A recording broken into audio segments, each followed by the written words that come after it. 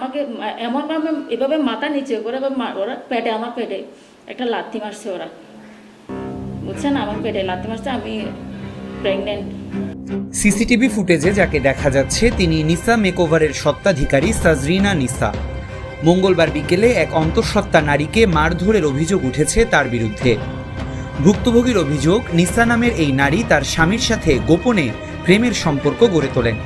সম্পর্কের এক পর্যায়ে মঙ্গলবার বিকেলে নিসা মেকওভার নামের পার্লারের ভেতরে পরকীয়ায় লিপ্ত দুইজনকে হাতে নাতে ধরলে পালিয়ে যায় অন্তঃসত্ত্বা নারীর স্বামী।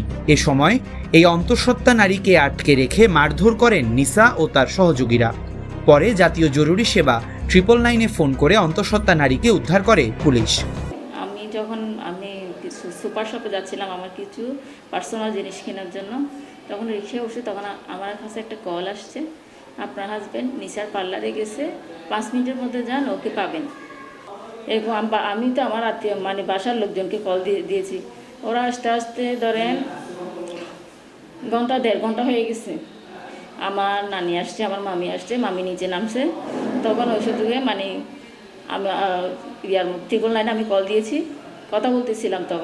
তখন আপনার হাজব্যান্ডের সাথে কিসের ওই মেয়ের সম্পর্ক, আমি বলতেছিলাম এরকম মানে 3 মাস যাবৎ ওদের অবৈধ মানে পরকীয়া সম্পর্ক। যখন বলতেছি ওই মেয়ে আমার হাত থেকে মোবাইলটা নিয়ে আমার গায়ে হাত তোলা শুরু করছে। ওরে আমাকে এমনভাবে এভাবে মাথা নিচে করে ওরা পেটে, আমার পেটে একটা লাথি মারছে ওরা, বুঝছেন, আমার পেটে লাথি মারছে, আমি প্রেগনেন্ট। তখন লাথি মারছে, তখন এরপর কিছুক্ষণ পরে আমার কাজিন আসছে, আমার মামিরা আসছে, এসে ওদেরকেও বের হতে দিচ্ছে না, আটকে রাখছে। পরে যখন পুলিশ আসছে, পুলিশ আসার পর তখন ওরা পুলিশে জবান নেওয়ার পর পুলিশে আমার নিয়ে গেছে, আমাদেরকে ওখান থেকে মানে বের করতে পারছে আর কি। তারপর আমার পেটের মতো খুব পেন হচ্ছিল, আমার কোমরে খুব পেন হচ্ছিল, আমি হসপিটালে গেছি ইমার্জেন্সি, আমাকে ওখানে অ্যাডমিট করে গেছে, ওখানে আমি একদিন ওখানে ছিলাম। ভুক্তভোগী নারী আরও অভিযোগ করে বলেন, ঠিক সেই সময় সেখানে পার্লারের কর্মচারী নিসার ভাই সহ তার বান্ধবীরাও উপস্থিত হয়, তারাও হামলার সাথে জড়িত বলে অভিযোগ করেন।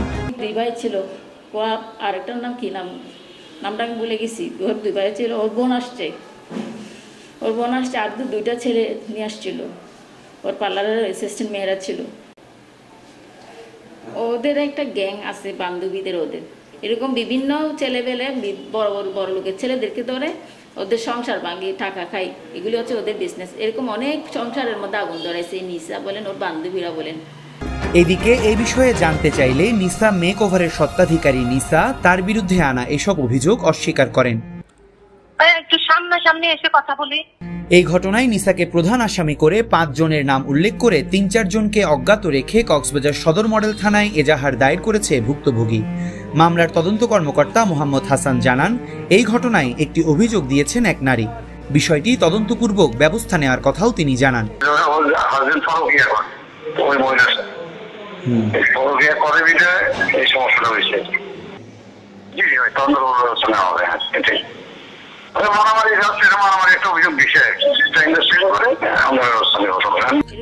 এই ঘটনায় জড়িতদের আইনের আওতায় এনে দৃষ্টান্তমূলক শাস্তির দাবি করেন হামলার শিকার এই নারী।